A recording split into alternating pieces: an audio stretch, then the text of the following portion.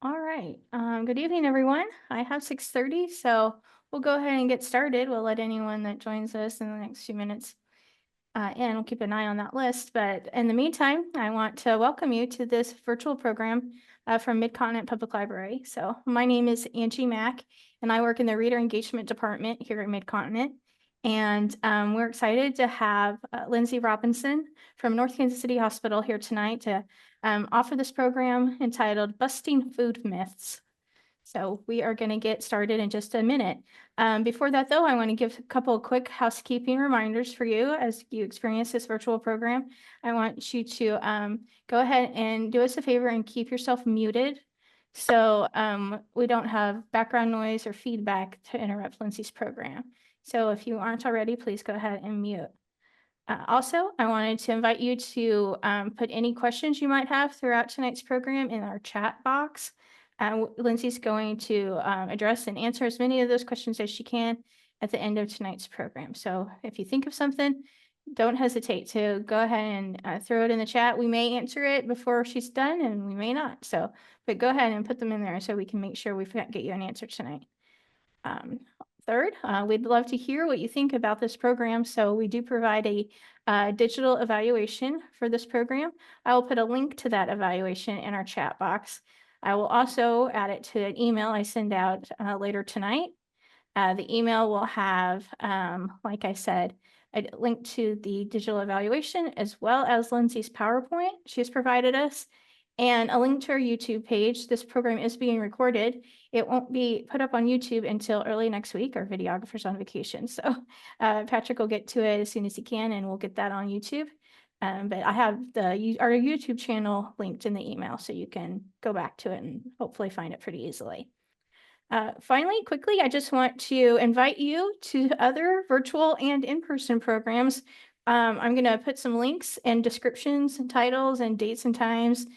These programs are being offered in the email, but just as a quick overview or preview, we have programs on World War II, women in World War II, on mindfulness. This program is called Take Control of Your Life with Mindfulness. Mental wellness is a muscle. If you need a little more information about mental wellness, that program might be something you'd be interested in. The Hollywood Canteen with Dr. Annette Bohanec. She was here last week and she'll be back in November. So with another movie on the golden age of Hollywood.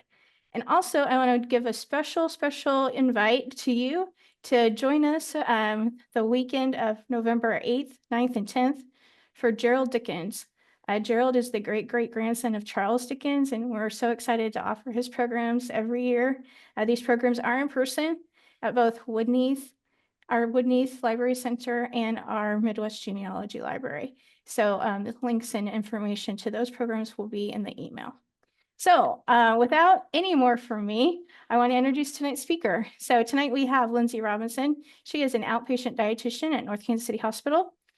She and her fellow dietitians and nurses provide education on many health topics, health and wellness through free screenings and classes just like this one.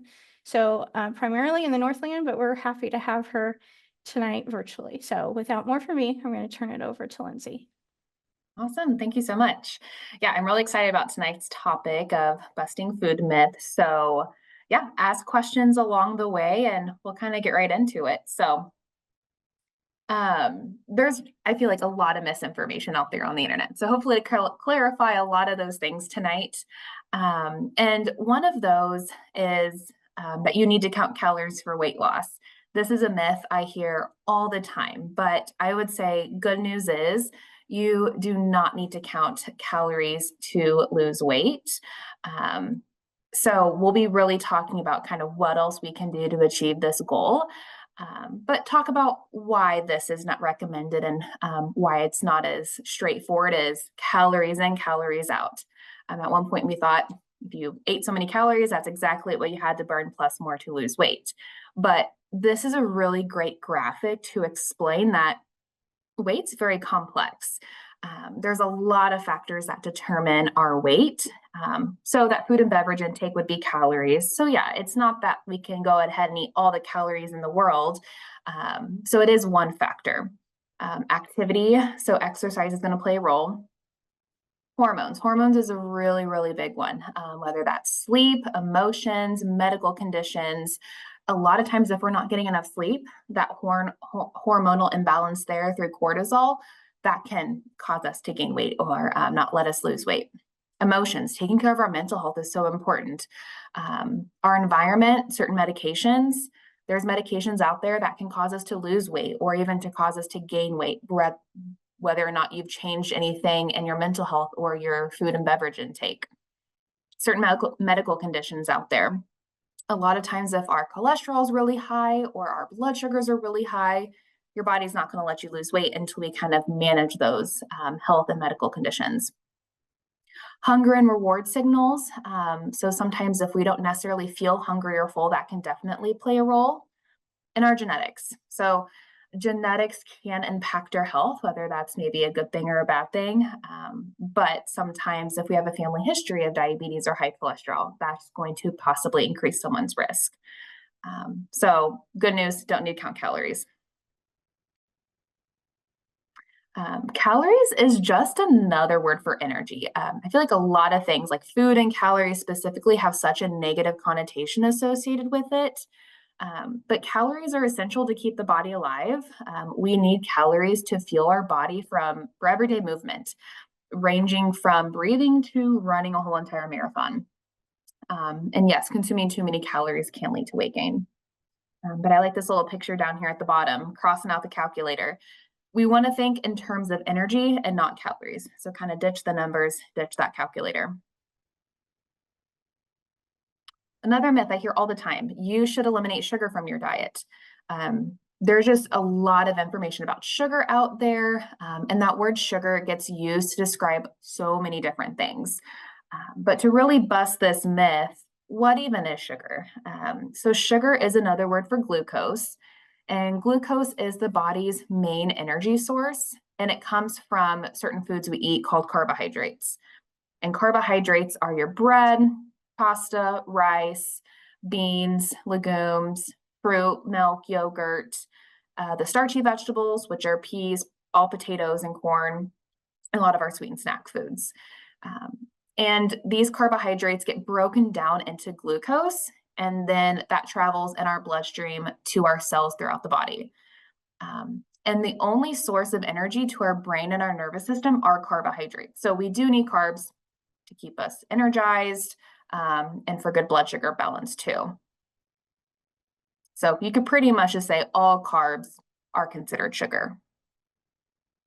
But not all carbs are necessarily equal. And so this is where a lot of times there's they'll talk about like added sugar, natural sugar. We'll talk about that on the next slide. But all those carb containing foods will either be considered a complex carb or a simple carb. Complex carbs are the types of carbs you want to choose more often, just overall more nutritious for us. These would be the whole grains, beans and legumes, the fruits, and the peas, corn, potatoes, those starchy vegetables. They just have a lot more vitamins, minerals, and fiber to keep us full, more anti-inflammatory, and just nourishing our body overall. We want to limit the simple carbs. These would be like your juice, soda, sugar, candy, white breads, white pastas, just more processed. A lot of the nutrients have been taken out and not as much, vitamins, minerals, fiber to keep us full. But it just says limit, not avoid. There's no food you have to cut out of your diet to be healthy or to achieve whatever your health goal is, unless you just don't like that food. It's just maybe how much, how often, or how can we add in a complex carb versus just taking away food. But regardless of types of carbs, it's moderation of all foods. It's key moderation of carbs for energy levels, blood sugar control, things like that. And so those term natural sugars, added sugars, that's really, I feel like what I'm hearing a lot of lately. So for clarification here, natural sugars are sugars included that are naturally present in many nutritious food and beverage products, like your milk, like your fruit. Added sugars are anything that's been added to the processing of foods. And we do want to limit added sugar. A little bit is okay, it's just too much. That's what's not good for our health. So you kind of can look at it as like your natural sugars are your complex carbs, added sugars are a lot of your simple carbs. Some forms of added sugar, maybe brown sugar, cane sugar, corn syrup, dextrose, fructose, high fructose corn syrup, honey, maple syrup, molasses, raw sugar, so on and so forth. There's a lot of forms of sugar. But we do want to limit added sugar to about 25 grams a day for women and 36 grams a day for men. That's kind of a nice cutoff point of you can still have some, but a little bit can go a long way, but not that you have to shoot for, 0 in a product. So just to kind of look at this example over here, whatever this is, the serving size is 8 fluid ounces. And then it tells us that the total carbohydrates is 27 grams, dietary fiber is 0, total sugars is 25, 23 grams of included added sugar. Food labels are very confusing. They're not straightforward at all. And plus, they're not giving us all the information. And we're going to be referencing a little bit more of these as we go today. But to kind of just talk about that carb section a bit, the total carbohydrates is referring to all carbs. So, whether that's the bread, the fruit, any kind of carbohydrates, the total amount is that number. And then they indent it. So if you look at dietary fiber, total sugars, added sugars, those are all indented, telling you that is already included in the 27 grams. It's just breaking down what it's made up of. And then they do that again. So if you see your total sugars, it says 25 grams, includes 23 grams of added sugars. So what they're doing is they're assuming that has 2 grams of natural sugar. So they're not listing out the natural, which is very confusing. So I don't ever recommend looking at total sugars because that's a silly number, and it's really the added sugars that we want to limit. If you have diabetes, pre-diabetes, you're watching your blood sugars, you want to look at the total carbohydrates in the grams. And so I know we're not going too in depth about that today, but I would say ask some questions in the box. My contact information is going to be on the last slide to kind of talk to a dietitian on how many carbs maybe if you're curious about that. Another myth is that everyone should eat a high protein diet. Protein's getting talked about a lot lately, which is definitely a good thing because we do need protein, but anything in excess gets stored as fat. So a high protein diet isn't good. A high carb diet, a high fat diet isn't good, but it's not that we need to cut anything else out at the same time. Plus, everyone has different nutrition needs. So everyone's needs will be different based on age, sex, height, weight, activity level, medical conditions. It's not a one-size-fits-all approach. But most people do need some sort of protein for tissue repair, building lean muscle mass, immune system function, hormone and enzyme production, keeping us full, satiety, and a lot of things. Protein is a basic building block for everything in our body. But we kind of aiming for protein at most meals and snacks is recommended across the board for general healthy nutrition. Just maybe how many times people need to eat or how much protein they need to eat may vary. And protein is considered your meat, fish, eggs, all dairy products like milk, yogurt, cottage cheese, beans, nuts, seeds, peanut butter, tofu. And a good source, I would say, is around 10 to 30 grams per meal or per snack. That's kind of, you're getting enough to give you the benefits, keeping you full, but too much beyond that 30, we're either going to pee out or store it as fat. Or making about a fourth of our plate protein at each meal is kind of another ballpark range you can go by there. Sometimes people that have lower protein needs, I tell them stick with that 10 to 20. But some people I tell to get towards the 30. But general healthy nutrition, it's kind of, this is a good starting point. But kind of like carbs, there's different types of protein in our diet. So general healthy eating, we want to do more of your lean protein, which would be considered 90% lean beef or higher, skinless chicken, pork chops, turkey, fish and seafood, eggs, With our beef and our red meat, those are healthy to consume. You don't have to cut out red meat. We just want to do more of your round and loin cuts. That way it'll have a lot less fat. So getting like a sirloin or a pork loin or a beef round, or trimming the visible fat. But with the 90% lean beef, you just get whatever beef you like. Whether it's like the 85/15 that's on sale or the 80/20 that's on sale, just really draining the extra fat, versus maybe spending more money getting the 90% lean or higher. We just want to limit the processed meats like your deli meats, bacon, bologna, sausage, hot dogs, turkey sausage, chicken sausage. They're just more fat, more salt, more processed. So just types we want to limit for overall heart health and inflammatory purposes. But there's a lot of fantastic plant-based protein options as well. One, it's a lot cheaper sometimes to get more of your plant-based protein than your meat, but also just to switch it up so you're not only getting burnout on chicken and fish all the time. We got beans, lentils, your soy products like tofu, edamame, tempeh, all your nuts and seeds, peanut butter, almond butters, any of those nut butters, chia seeds, flax seeds, hemp seeds, quinoa, are all some other great protein options. And I even like to mix mine together, to make my ground turkey or my ground beef last longer. I put a can of beans in there, or you can even put some tofu mixed in with some of your meat. That way you're getting more of it, expanding it, but you're not just eating beans or just eating tofu. You can kind of blend them together a bit. Eggs raise cholesterol. This is another myth. I feel like slowly we're kind of getting away from this one, but it's something I still hear all the time. At what point, I don't know how many years ago, but at one point they said, don't eat eggs, it raises your cholesterol. And good news, we found out that's not true. So all of the nutrition recommendations we encourage are going to be evidence-based, science-based, and that means it's ever evolving and ever changing. But kind of why it even was a thing, is that cholesterol is a fat-like substance that's made in our liver and that we do find in certain foods. The body needs a little bit of cholesterol. It's just too much can increase our risk of having a heart disease or a stroke. And it does come from animal products. And about 7% of our calories need to come from saturated fat. And for a 2,000 calorie diet, that's about 15 grams of saturated fat a day. But it's confusing because cholesterol that you find in your animal products has no effect on your blood cholesterol, has no effect on our blood cholesterol. What affects your blood cholesterol are saturated fats and trans fats. Pretty much what's going on there is all animals have a liver, and that's going to naturally produce that cholesterol.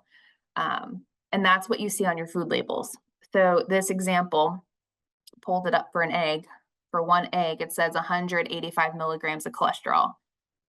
You would think it'd be as straightforward as blood cholesterol, cholesterol. It's not. So it's saturated fat and trans fat that affect our cholesterol. So the American Heart Association says you still need a little bit of saturated fat, so about 15 grams a day. Not that you need to count this. Same thing with added sugar. Not that you need to count it, but just to kind of better help understand food labels. One egg only has 1.5 grams of saturated fat, and you have 15 for a whole day. So this is hardly anything in the grand scheme of things. And for protein, I would say have 2 eggs, 3 eggs. Keep you full, good source of protein there. And even then, it's still going to be relatively low in saturated fat. But there's kind of that thing in moderation again. So it's not that I want you to eat maybe 5 eggs. That's probably going to be too much. But having 2 to 3, great source there. So to clarify the types of fats a little bit. So we talked about the carbs, the protein, types of fats. You have your saturated fats, trans fats, and then you have your unsaturated fats. Saturated and trans fats increase the risk of heart disease, and that's what raises cholesterol. This will be like butters, margarine, coconut oil, whole fat dairy, a lot of those high fat meats we talked about on the protein slide. And these are generally solid at room temp. So like you think about butter being solid at room temperature. Coconut oil is the only oil I would limit because it is that solid at room temperature, kind of like your Crisco, your shortening. And you think about bacon fat, that solidifies at room temp. So we want to instead incorporate more unsaturated fats in our diet because this is actually going to help reduce the risk of heart disease. So this will be like any of your other oils, like avocado oil, olive oil, canola oil, vegetable oil, all the nuts and seeds, avocados, and these are generally liquid at room temperature. So we think about olive oil, peanut oil, liquid at room temperature, so it flows right through those arteries. So instead, switching to more low-fat dairy would be the recommendation here of 1% skim milk, low-fat yogurt, low-fat cottage cheese. Another myth is that gluten causes inflammation. This is one I hear all the time as well, but not true.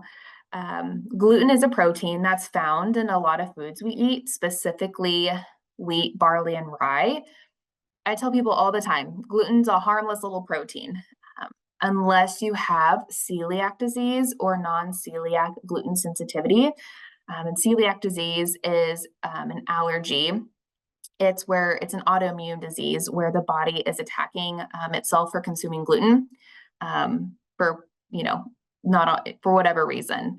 And then non-celiac gluten sensitivity is more of like a more food intolerance, food sensitivity there. But for those people, it would be recommended to go gluten-free. Plus, gluten-free products often contain a lot more sugar and a lot more fat than the traditional products, which actually may lead to weight gain and inflammation. Because gluten's often associated with foods containing wheat, so we want to do more of those whole grains, whole wheat products like brown rice, oatmeal, whole grain bread, whole wheat pasta. And consuming whole grains, whole wheat products can actually decrease the risk of heart disease because it's going to have a lot more nutrients like iron, B vitamins, fiber. That fiber is going to do a lot for us by decreasing our bad cholesterol, specifically our LDL cholesterol. So avoiding gluten may actually increase the risk of heart disease due to decreased consumption of those whole grains. Plus, it's going to be a lot cheaper to enjoy those products anyway. But for people who can't have gluten, whether it's celiac disease or some sort of sensitivity, I tell people don't freak out. Just because you can't have it doesn't mean you're going to have heart disease. There's a lot of great ways to still get these benefits, but be safe for your gut and not, having that allergen. So doing more of those gluten-free whole grains, like brown rice, like getting gluten-free oats, potatoes, and then just minimizing the prepackaged gluten-free products like cakes, cookies, pies, things like that. Another myth is that sea salt is better than table salt. So I know when I go buy some chocolate or tortilla chips, it's big advertised letters that it's made with sea salt or it has the pink Himalayan salt. It's salt. Unfortunately, I think sea salt and Himalayan salt taste great, but it still contains the same amount of salt as your regular table salt. So it's not a recommended or acceptable substitute as there's no health benefit of using these products over another. But we do need salt in our diet. So whatever salt you use, we just still want to limit that because salt's an important electrolyte we need to live. It's just too much isn't good for our blood pressure and can increase the risk of heart disease and having a stroke. So general recommendation, if you have any heart disease, heart failure, just any kind of pre-existing heart condition, to limit sodium to about 2,000 milligrams a day. But for anyone that does not have any issues, the general public, the recommendation is 2,000 to 3,000 milligrams a day. Sounds like a lot, but a tiny little teaspoon of salt does contain 2,300 milligrams. And so for people who don't add salt to their foods, it's still possible to take in a lot of sodium, salt, just in the natural processing of our foods and eating out as well. So I don't want you to miss out on the flavor of your foods. So it's instead of how can we still enjoy our foods, but minimize the salt. And that would be using herbs and spices in place of salt for flavoring. picture Mrs. Dash on this slide. That's a really popular one, or just whatever off-brand you can find. McCormick's has one, all those off-brands. But if you are going to use like Mrs. Dash or salt-free seasoning blend, it's been dehydrated. So you want to add it to your food and then cook it, or add it to your food and then heat it up. Because if you add it at the end and the food's already been cooked, it needs the moisture of the cooking to bring out that flavor. So I tell people, if you tried it while you're in the hospital or something, they put it on your meal tray, give it another try because you added it at the end of the cooking. So plus, I mean, using more fresh things like fresh squeeze of citrus, lemon, lime, cooking with garlic, cooking with onion, that can really bring out a lot of great flavor that way. Another myth is a detox diet will clean toxins out of the body. I tell people the body does it for free. So the human body naturally detoxes itself using your organs, specifically your kidneys, your gut, so your gut microbiome, and your liver. So as long as you have your kidneys, your gut microbiome, and liver are functioning, that they're doing it for you. And detox products are not needed, and they may do more harm than good. So I tell people I would not recommend using those. Save your money. But there is a lot of things you can do to kind of help your kidneys, gut microbiome, and liver work more efficiently to help clear out those toxins naturally. So one of those is eating a balanced diet rich in vitamins, minerals, and nutrients to help your body function, which we've kind of talked about types of carbs, types of proteins, types of fats. We'll talk about portions more, how often to eat. So we'll kind of bring it all together in a couple slides. Hydration. This is really key, especially for those kidneys, to filter out any toxins and excrete them through your urine, but staying plenty hydrated. For most people, that's about 64 ounces of water a day, 8 cups, or having a light yellow urine color. If you feel like you struggle to get enough water in, using a straw sometimes helps people drink more. Using those sugar-free water options like Propel, Gatorade Zero, Crystal Light, Mio, any form of water enhancer. If some people don't like the artificial sweetener of things, using a fresh lemon, or things like that, or even using like a little tiny splash of juice just to help you stay hydrated, can get you to that goal. Limiting alcohol intake. So the recommendation here for men is 2 drinks or less a day, and for women, 1 drink or less a day. And that would be considered 5 ounces of wine, 12 ounces of beer, and 1.5 ounces of liquor. Staying active as well. Anytime you're moving your body, that counts as activity. So the key thing here is what's an activity that mentally you enjoy, but that also physically feels good on your body. And having a regular bowel movement, just to make sure, because that's all the waste that your body didn't need. So usually everyone's bowel movements look a little bit different, but we definitely don't want to go longer than 3 days without having a bowel movement. So if that's the case, I would say talk to your doctor about maybe getting some sort of stool softener. But incorporating more fiber into our diet, hydration, and exercise can also help get that a little bit more regular without a stool softener.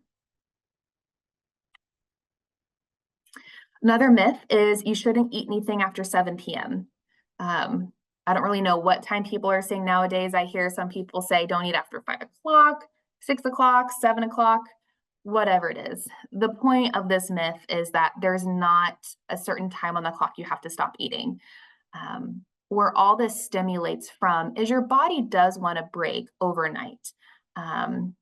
It's the recommended 12-hour fast between the last time you're eating until the next day. If you don't get this 12-hour break, it's not end all be all. But I tell people, if you're eating at 11 a.m., it's okay to have something at 11 p.m. If you're waking up at 7 a.m., then maybe try to have like your last dinner or your last evening snack at 7 p.m. But if you do like a really early dinner, it's okay to have a bedtime snack or an evening snack. It's just maybe what we're having as that snack some of the time. But just because it's late at night doesn't mean it's going to get stored any differently if you were to have that 7 o'clock snack at 3 o'clock. it doesn't matter. The only time I recommend not eating right before bed is if you have like acid reflux or anything like that where it can cause issues. But during the day, we want to eat about every 2 to 5 hours. So you can honestly eat however many meals, however many snacks. It's very dependent on when you get hungry, how full you get, what does your routine look like? So we do want to listen to our body's hunger and fullness cues to see how hungry do we get, but maybe we don't get hungry. So some people don't necessarily always have those hunger and fullness cues, and that's okay. But we just want to keep in mind of, okay, even if I'm not feeling hungry after 5 hours and I can go all day without eating or 8 or 9 hours between meals, maybe to have a snack or to have a meal if I'm going longer than 5 hours. Because your body does need a 2 hour break to let everything digest. But when we go longer than 5 hours, we tend to overeat, get really tired, our metabolism slows down a little too much. And if we don't fuel our body with enough nutrients, it kind of goes into starvation mode. So just for better energy, portion control, eating every 2 to 5 hours. So that can be 3 meals, 3 snacks a day, 2 meals, 1 snack, 4 moderate size meals, 3 meals, 3 snacks, or 3 meals, no snacks, 3 meals, 3 snacks. It can be anywhere in between. And kind of back to that negative connotation of, we do need food. We need those calories. And the goal is how we can fuel and nourish our body and our mind. So to kind of bring a lot of this together, building balanced meals and snacks. So it's really important that we get a variety of foods at mealtime, not just protein or not just vegetables or not just carbs, to kind of get a little bit of everything. So we do need those carbohydrates for energy, specifically the brain and nervous system. We just want to make it more of those higher fiber carbs. So whether that's those whole grains, beans, legumes, fruits, or the starchy vegetables. And then we want to try to get that with a protein source or a healthy fat. So just to refresh your memory, meat protein can be like the meat, fish or seafood, eggs, beans, dairy, nuts, seeds, nut butters. And that's really going to keep you full. The problem is carbs are great, but carbs don't keep us full. Protein and fat are more filling, but protein and fat don't give us energy. So that's why we kind of want to get a combination of two whenever we do have a meal or a snack. Fats could be those oils, nuts, seeds, avocados. A lot of times your proteins and fats will kind of blur together. And this is that more slow burning source of energy. And we do need fat to absorb a lot of these important vitamins and minerals. So some examples could be carb-wise, you do like a banana with some peanut butter. Or maybe you want to do some fruit and some yogurt. Maybe you want to do some crackers and cottage cheese. Or if you want to do some hummus and some cucumbers, grapes and cheese, a handful of nuts. Really change it up, but just kind of how you can get a balance or a pairing of those types of foods. Another myth is serving size is not portion size. This is one I love to tell people because, no one tells us how to correctly read a food label. So it's a lot of people think, well, it says serving size, that's what I have to eat or what I'm restricted to eat. But good news, not true. All the nutrients shown on your label, like your calories, salt, carbs, protein, added sugars, that is all referring to the serving size.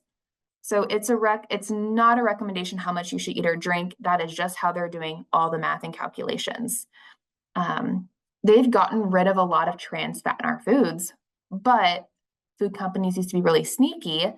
And if you would say something had less than 0.5 grams in a serving, they could list it as 0. So when you make the serving size really tiny, it just makes the number sound better. So that was also kind of another reason of these serving sizes can be pretty tiny. So double the serving size, triple the serving size. Maybe the serving size is really big and you only want to eat half that. So it's just how they do the math. We talked a little bit about like added sugars, protein, number of things. I would say carbohydrates is a hard one. I would say anywhere is going to be people anywhere from like 30 to like 75 per meal is what I've recommended, 15 to 30 for snacks. If you're wanting to look at the numbers, but you don't have to look at labels. They can better help us understand products, but you certainly don't have to. So I would say if you're wanting more guidance, like individualized for you, talking to a dietitian there. But yeah, people look at labels for a variety of reasons, whether it's weight loss, diabetes, heart health, kidney disease, or just any medical condition. It's intended to make it easier for you to make quick, informed decisions for your eating plan. Um, and then that's great. But some people, it gives them more stress. So then you don't have to look at them at the same time. Um, but the goal is to use this information more effectively and to better one's health. But yeah, nutrition and health is not a one size fits all approach. Yeah, this may mean not looking at the nutrition facts label, um, but you don't have to look at labels to make good decisions for your health. So instead of, you know, the question is, okay, great, but what should I do to determine serving sizes or portion size instead of looking at that on your food label? And that's what we'll talk about a little bit next. So that's the mind plate method and mindful eating or intuitive eating techniques.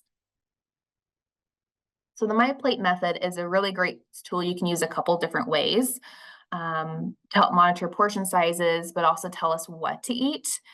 And this works by making about a fourth of our plate some sort of carbohydrate. That way you're eating them, but you're not getting too much. And then about a fourth of our plate is a good portion on protein. You're getting it, but you're not getting too much. And then half of our plate can be any of those non-starchy vegetables. And so the non-starchy vegetables are pretty much anything besides peas, corn, potatoes. So like Brussels sprouts, green beans, tomato, cucumbers, bell peppers, so on and so forth. These are nice to keep us full, lots of fiber, nutrients, and lower on those calories. But you can't always section your plate to do this. Now they're about to get in like soup and chili weather. If you make stir fry or tacos, all of our foods are mixed together. So what I would recommend doing instead is using this like a little checklist. Just ask yourself how I can get these types of foods mixed in my meal some way, somehow. So if you are having chili, you know, you're getting tomatoes, onions, bell peppers maybe as your vegetables. Maybe you're getting some ground beef or ground turkey in there, maybe a little bit of beans. And then carbs, a little bit of your beans, but maybe serve it with some cornbread. Put some crackers in your chili. So not that you can't section it off, but you have all those types of foods. And if you're hungry, go back for a little bit more. If you're full, you certainly don't have to finish. So that's kind of one tool that you could use for portion control. Mindful eating, this is being more aware of your eating habits, the sensations you experience when you eat, and the thoughts and emotions that we have about food. And so really the main objectives with this is eating to maintain overall health and well-being, learning how to appreciate food more often, and fueling and nourishing the body, but also feeling better after eating, which are really important. So if you feel like you kind of struggle with knowing, am I hungry? Am I full? Eating slowly and taking time with your meals can help. So giving yourself maybe about 20, 30 minutes to have a meal, minimizing distractions while you're eating. So trying to have like a sit down snack, sit down meal versus maybe watching TV on your phone. Listening to your body's hunger fullness cues. So if you're hungry, that's your body physically telling you you need more nutrition. So don't feel bad or don't deprive your body of that. Have a little bit more. But if you're full and that was a really big bowl of chili and we didn't realize how much we got, then there you go. There's great leftovers. But also use those physical cues to determine how often you feel like eating too. I notice I always get hungry at that like 4 hour mark. That's my cutoff of like, okay, I don't need to eat every 3 hours, but 5 hours, I'm going to be starving. So that's kind of where I've noticed it for me personally, but everyone's a little different. Sometimes it's, yeah, small, frequent meals every 2 to 3 hours, but people can, yeah, they definitely can go all day without eating and not even realize it. And sometimes people have noticed maybe I don't physically feel hungry, but I'm getting a headache or I'm getting a little lightheaded, or I'm just getting really tired. And then whenever we do eat, our body's trying to play catch up. We're really ravenous. So if you feel like you're eating a lot later in the day and you don't get full because you're so hungry, it could be because you're not getting enough to eat during the day. And my favorite tool of this whole mindful eating thing is that there's no forbidden foods. It's moderation of all foods, because we can still enjoy all foods to be healthy. And whenever we cut out something that we love, we're more likely to overindulge later. Another myth I hear is that sugar substitutes are bad. I hear this all the time. And this is a really good question because there's a lot of answers to this, busting this myth. But when people say sugar substitutes, it's which ones are they talking about? So you have your artificial sweeteners and you have your sugar alcohols. Artificial sweeteners, this is like your Equal, Splenda, Sweet and Low stevia. These are deemed safe by the FDA to consume. So artificial sweeteners are okay to, consume in beverages, food products. They offer the sweet taste of sugar, but there's no carbs, no calories, have no effect on your blood sugars. They're kind of like a free food. But it's, back to that moderation, it's not that we want to just be eating so much of these, but it's how we're using them. Is it helping you stay more hydrated? Is it helping you cut back on your added sugar intake? Some people notice they don't feel good with consuming them, whether it's some maybe GI side effects. Some people get like bloated, whether it's joint pain, or they just don't like the taste. So you don't have to use artificial sweeteners. Use your regular honey, use your regular sugar, maple syrup, just count that as like your added sugar, just kind of how much of those things. And then you have your sugar alcohols. This is reduced calorie sweetener that has less calories, less sugar, but it still affects your blood sugar. It still has a little bit of sugar, so a little bit of calories, but less of it. They usually end in OL. So like sorbitol, mannitol, xylitol, erythritol, to look on that ingredient list. And you can often find these in products labeled sugar-free or no sugar added. So kind of down here at the bottom right-hand side is we have like a bunch of candies that are sugar-free. And this is where that word sugar is just getting thrown around to mean a lot of different things. Just because you're not adding sugar doesn't mean there's still not carbohydrates. So like if you have a sugar-free cookie, they're still using flour to make the cookie. And the sugar alcohols are adding back in, still have a little bit of carbs. So with sugar alcohols, it's not carb-free.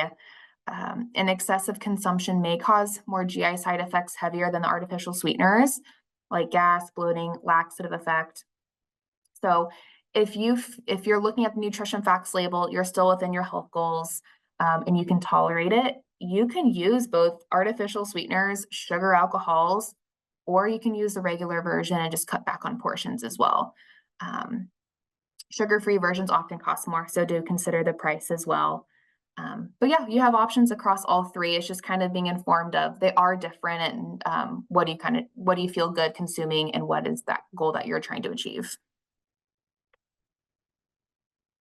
Another myth I always hear, eating healthy is too expensive, which yes, that can definitely be true. There is definitely ways to spend a lot of money on healthy foods, but it doesn't have to be. So kind of talk about some tips on how to incorporate healthy eating, but also not breaking the bank, making it more budget friendly. Choosing canned, fresh, or frozen products. This is true with all foods. So to kind of start with fruits and vegetables, it's all nutritious. It's just because it's frozen or canned doesn't mean it has less nutrients than fresh. They do taste different. So whatever you prefer taste bud wise as well, but all are great. If you are going to get the canned options, in terms of fruit, try to get it canned in water, so you're not getting all the heavy syrups, because that's something canned fruit can have, is a lot of extra syrup added. But if you get the canned in water, just as good as fresh. Next best option there would be getting canned in its own juice, because canned in water can be pretty hard to find sometimes. So just draining the extra juice. If you're getting canned vegetables, try to either get the canned no salt added, or taking your canned corn, canned black beans, canned green beans, and just putting it in a colander, rinsing it off with water. That way you're not getting all that crazy amount of salt that's in our canned foods. And then frozen. Frozen's great too, whether it's frozen fruit, frozen straight broccoli, frozen all foods. They have like frozen salmon patties, frozen chicken breast, same thing canned. They make canned tuna, canned chicken. So that way it's nutritious, convenient, and a lot cheaper sometimes too, versus maybe getting a fresh slab of salmon. Go get the salmon patties in the freezer. Plus, the frozen and canned options are really great for just having in your pantry, having in your freezer, and it's not going to go bad in a couple days or within the week. Buying produce in season. So one, it tends to taste better, but two, it's going to be a lot cheaper. So I've listed out here our fall produce that right now is pertinent to us. So right now, your apples, Brussels sprouts, dates, your winter squash, which are acorn squash, butternut squash, spaghetti squash, pears, pumpkins, and all potatoes. Those are currently more in season, so you might find these cheaper than getting like blackberries, strawberries, spinach at the grocery store. That can maybe be a little bit easier too. Shopping on sale. Keeping a list at the grocery store is going to be important, just to kind of keep us on track, budget friendly, so we're not having all this food waste at home. But when I make my grocery store list, I never put down what fruit I'm going to get. I always just put fruit. So I know I need to get some sort of fruit, but then I'm open to, when I get to the produce aisle, what's on sale, what's in season, but what also just sounds good in the moment. So that's something that can help too. Because I've definitely seen where the fresh is cheaper than the canned, because it just happens to be the ad at the grocery store that week. Buying in bulk can be really helpful. This can look a lot of different ways. So whether you shop at like Hy-Vee, Walmart, Price Chopper, whatever general grocery store, buying like the 3 pounds of meat, or buying like the biggest container of rice, that can be a lot cheaper. For like rice, that's just going to sit in your pantry. It's not going to go bad soon. But meat, maybe you freeze it, and then you can kind of thaw it out as you want it. You are spending a little bit more upfront, but overall, it's going to save you money by buying in bulk. Or whether you know someone with the Sam's Club, Costco membership, sometimes you have to buy in bulk there, but it's going to be cheaper than maybe the price at the grocery stores. Or Amazon. There's a lot of great granola bars or like protein shake options on Amazon that you can buy in bulk, but not necessarily the 6 packs of granola bars at the grocery store. Buying the generic brand instead of the name brand.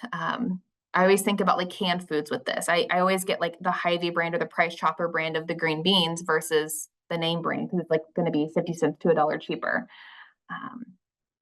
Practice meal planning, whether that's making a grocery store list of what you're going to have this week, whether it's maybe doing a little bit of meal prepping, having anywhere from 15 minutes to 2 hours any day of the week to kind of put some meals together for a quick, easy grab and go, because that's going to reduce food waste, and just kind of buying miscellaneous things. And eating more plant-based protein. So kind of back to that one slide where we talked about beans, tempeh, tofu, edamame. That's going to be a lot cheaper than your meat sometimes, or even kind of mixing the two together. So the takeaways, we have talked about a lot of different things today, but I would say the first thing is don't believe everything you see on the internet. I'll even catch myself in this habit too. I'm like, oh my gosh, how is this? How can they say this, or how is this true? So I would say you don't believe everything, but also where is the source from? So a lot of times your .edu, your .orgs are going to be a lot more credible resources. Call your doctor, call me, call anyone in the healthcare field, ask us. We can definitely help clarify that for you too. But the goal with nutrition in general is creating those lifelong sustainable changes. And that nutrition and health is not a one size fits all approach. It's everyone's different in what works best for you. But to remember grace and gratitude, cut yourself some slack. And the next one, I love it. Focus on progress, not perfection, because no one needs to be perfect to be healthy, and no one's going to be perfect anyway. So to not even put that unrealistic expectation on yourself. It's what we eat consistently over time that matters, and we don't have to have a perfect diet to be healthy, which is very key to remember as we're about to get into these holiday months and these the holiday season of enjoy the holidays. Just don't make it last multiple weeks, multiple months on end, but not that you have to not enjoy the foods at the holiday meal or something like that. But thank you all for letting me talk to you tonight. I see we got some questions. I'm going to go through and answer those. But if you have any questions, call me, email me. If you ever want to come see a dietitian at North Kansas City Hospital, all you need is an order from your doctor.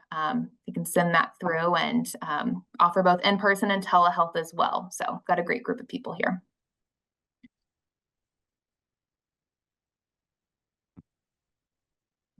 Okay. Let's see here. Okay, I see something about endometriosis.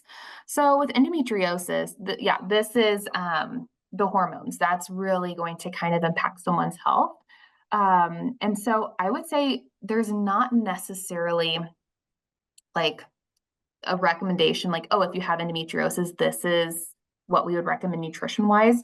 Not every medical condition has a nutrition solution, treatment.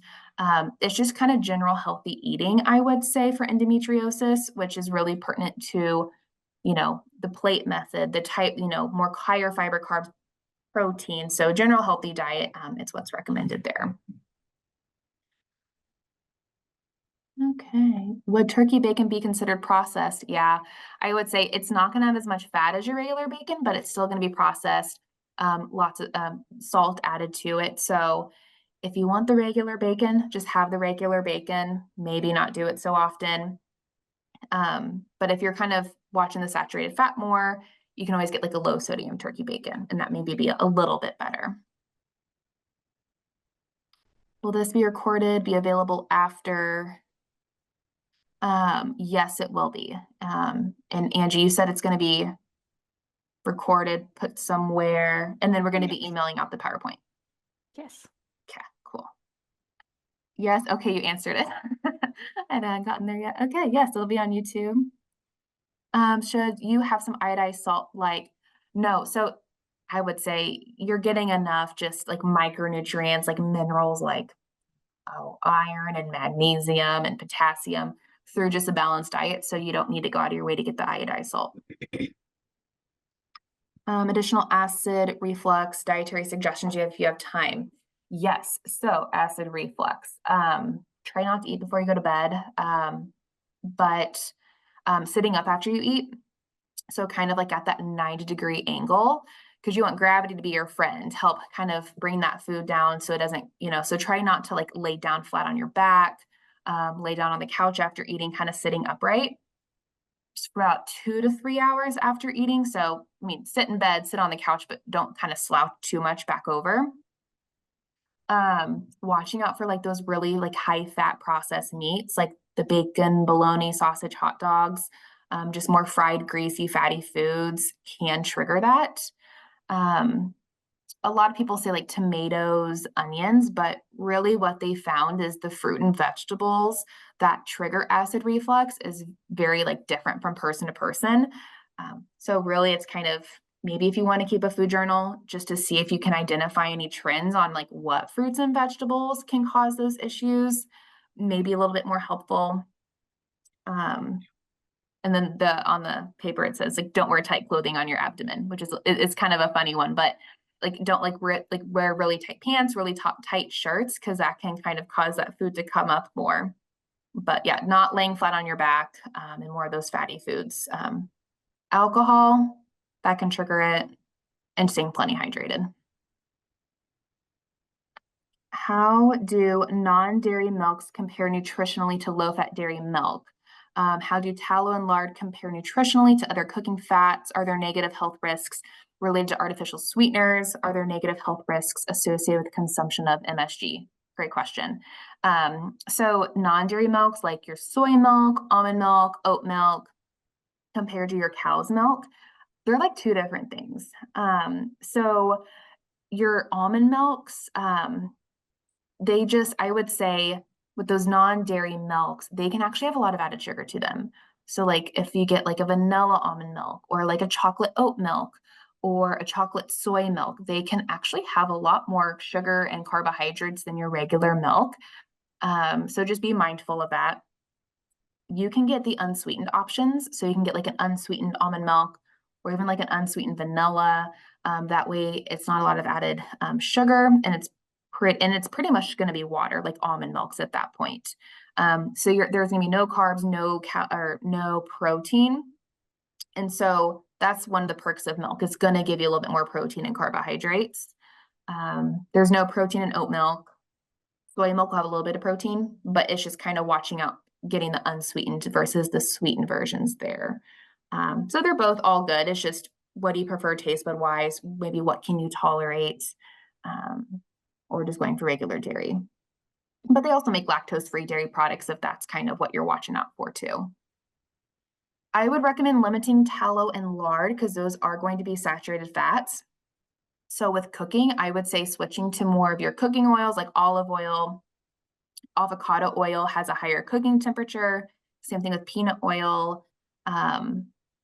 But butter is better than margarine and it has less saturated fat than coconut oil. So if you are going to do a little bit of some sort of saturated fat, just use your regular butter.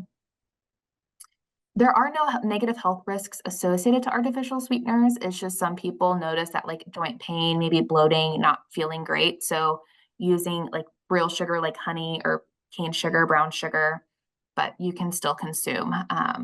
But yeah, overall, there's no like, studies haven't shown that there's all these negative health risks associated with artificial sweeteners. And nothing specific to MSG. A lot of times MSG is in just the really high processed foods. So we want to kind of limit those foods anyway. Is soy almond milk better, same, worse than skim milk? I feel like I answered it, but if I didn't, I can clarify again. So let me know. What about coconut oil? Seems like there's mixed info on that.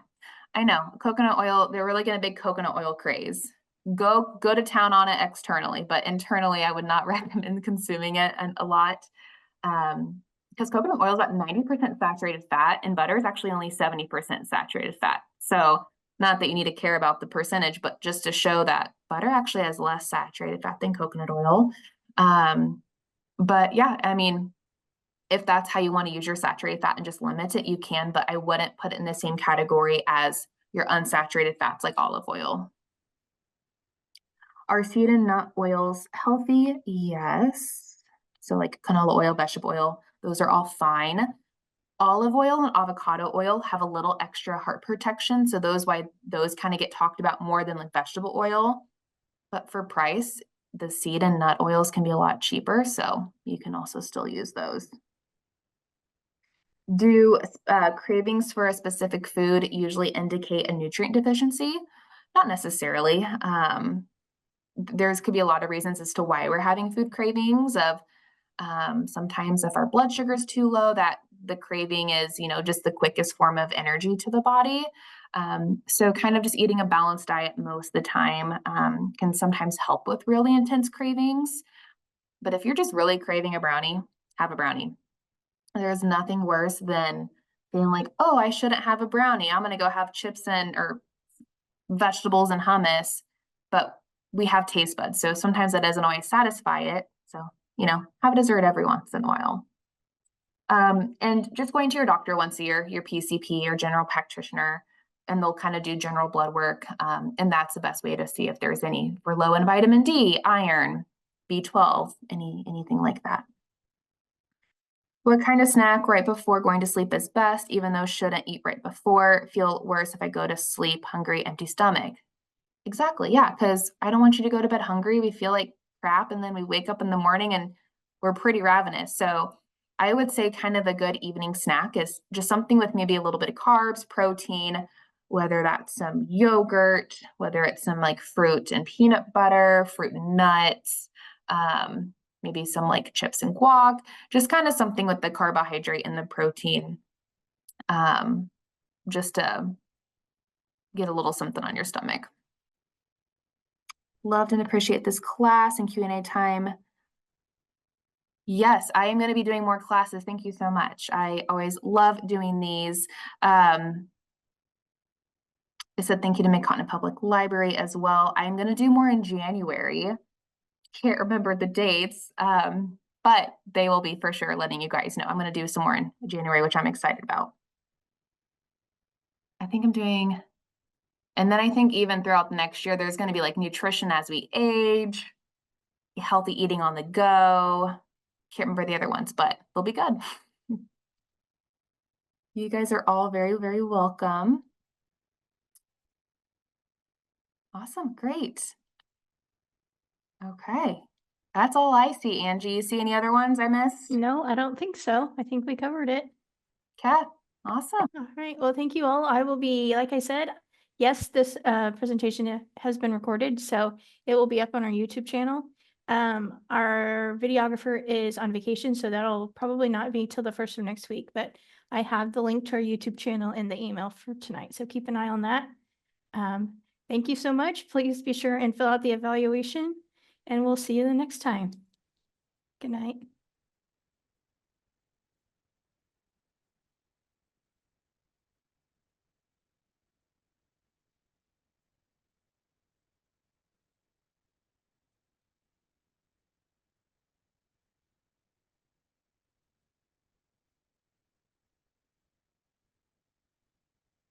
Okay, Lindsay, thanks so much. Thank you. We'll see you next time. Have a good See you next evening. time. Thanks, you too. Bye. Bye-bye.